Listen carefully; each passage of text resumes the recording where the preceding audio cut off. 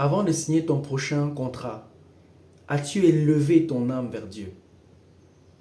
Dans le tumulte des décisions, des échéances, des chiffres, as-tu pris le temps d'élever ton âme?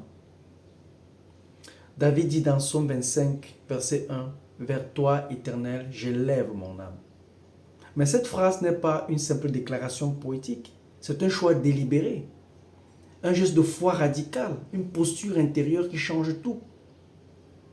Et toi, entrepreneur du royaume, vis-tu dans cette posture? En hébreu, j'élève mon âme se dit nafshi essa.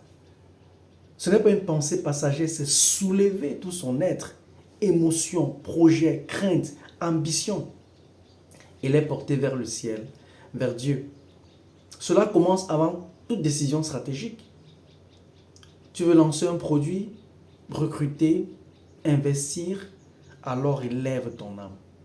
Prie, médite, écoute. Laisse le Saint-Esprit précéder le fichier Excel. Proverbe 3, verset 5 à 6 dit, confie-toi à l'Éternel de tout ton cœur et ne t'appuie pas sur ta propre intelligence. Reconnais-le dans toutes tes voies et il aplanira tes sentiers. C'est là la clé. Dépendre.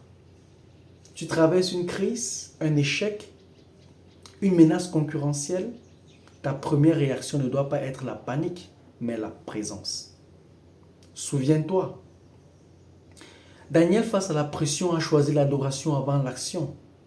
C'est ça, élever son âme, se repositionner sous le regard de Dieu, pas sous la peur. Dans tes relations d'affaires, tu veux l'intégrité, la paix, la faveur, alors élève ton âme.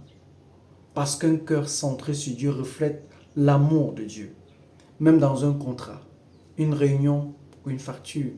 Et quand il s'agit de vision et d'innovation, ce n'est pas ton génie qui fera la différence. C'est ta capacité à rester connecté à la source divine.